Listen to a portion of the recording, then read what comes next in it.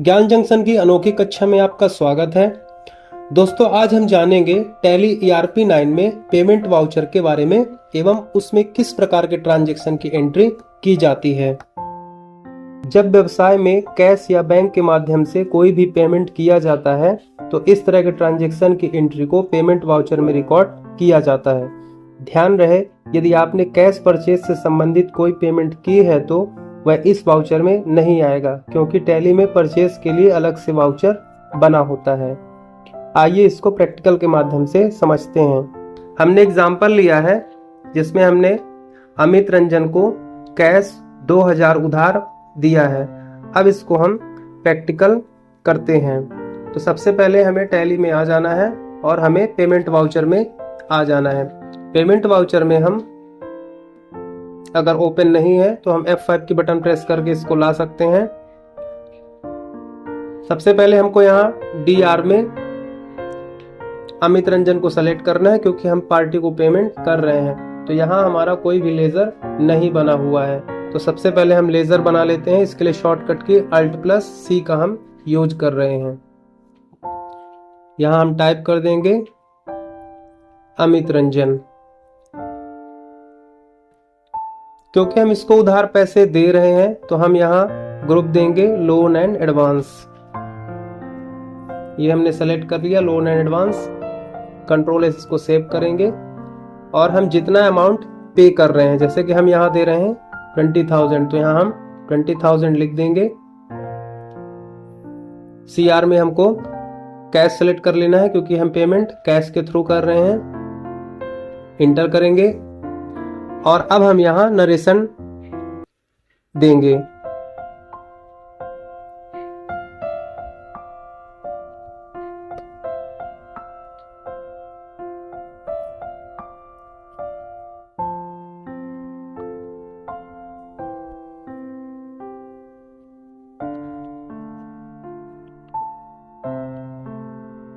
ये लीजिए, being ₹20,000 loan given to Amit Ranjan. अब इसको हम कंट्रोल A से सेव कर देंगे।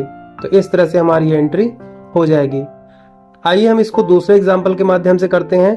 हमारा दूसरा एग्जाम्पल है स्टेट बैंक ऑफ इंडिया का 40,000 रुपए का चेक देकर कंप्यूटर खरीदा। क्योंकि हम यहाँ कंप्यूटर खरीद रहे हैं तो हमारे बिजनेस से पैसा जा रहा है, तो ये एंट्री भी हम F5 पेमेंट वाउचर में करेंगे। तो हमारा लेजर नहीं बना हुआ है, तो सबसे पहले हम लेजर बनाएंगे। कंप्यूटर, और ये हमारे बिजनेस की फिक्स एसेट्स है, तो यहाँ हम फिक्स एसेट ग्रुप दे देंगे। कंट्रोल से सेव करेंगे और यहाँ हम टाइप करेंगे 40,000। इंटर प्रेस करेंगे। अब बात आती है CR में कैश की। तो ध्यान रहे, हम यहाँ पेमेंट स्टेट बैंक के द्वारा कर रहे हैं, तो हमारे स्टेट बैंक का लेजर बना हुआ है, उसको हम यहाँ से सेलेक्ट कर लेंगे। इसके बाद हम इंटर करेंगे। अब यहाँ हमें चेक की डिटेल देनी होगी। चेक के डिटेल के लिए हमें यहाँ इंटर करना है। यहाँ हमें इंस्ट्रूमेंट नंबर देना होगा, जो भी चेक नंबर होगा।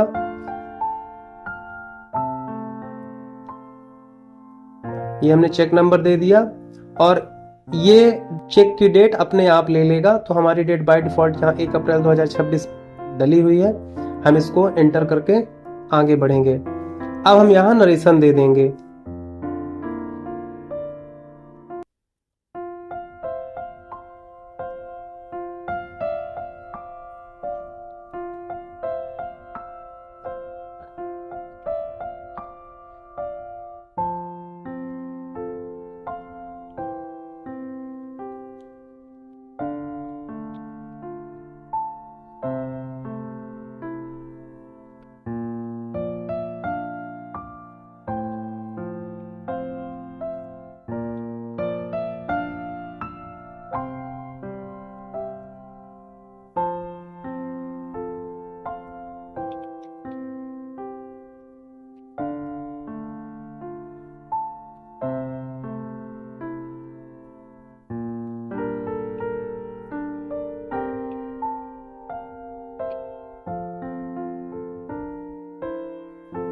ये लीजिए, हमने वो सारे नरेशन में बातें लिख दी। Being ₹40,000 paid toward purchase of computer with State Bank of India, cheque number जो भी था हमने उसमें फिल कर दिया है।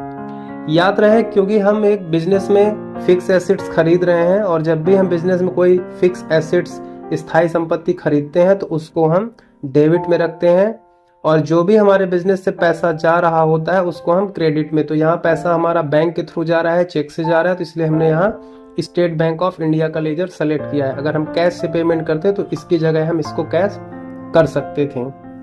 कंट्रोल एस इसको हम सेव करेंगे। अब ये सारी एंट्रीज को हम चेक करते हैं। तो चेक करने के लिए हम यहाँ से कीबोर्ड से पेज अप की बटन प्रेस करेंगे तो जो भी हमने एंट्री अभी की है वो यहाँ हमें दिख जाएगी। जैसे कि हमने अमित रंजन को उधार पैसे देने की एंट्री की, इसके बाद हमने कंप्यूटर चेक से खरीदने की एंट्री की जहां हमें दिख रही है। इसके अलावा हम इसको डे बुक से भी देख सकते हैं, जिसके लिए हमें कीबोर्ड से डी की बटन को 2 बार प्रेस करना होगा और यहाँ हमको वो एंट्री दिख जाएगी।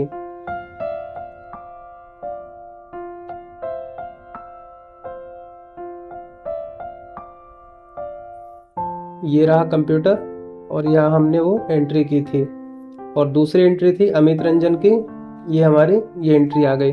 तो इस तरह हम इसको डे बुक से भी देख सकते हैं। इसके अलावा हम लेजर से भी इसको हम चेक कर सकते हैं। ये अमित रंजन का लेजर हो गया, ये अमित रंजन का लेजर हो गया, और इसके बाद हम कंप्यूटर का भी लेजर यहाँ से देख सकते हैं। तो इस तरह हम बहुत ही आसानी से टैली में पेमेंट वाउचर में एंट्री जाकर कर सकते हैं। मिलते हैं आपको नेक्स्ट वीडियो में, जिसमें हम आपको रिसीप्ट वाउचर से रिलेटेड एंट्री बताएंगे।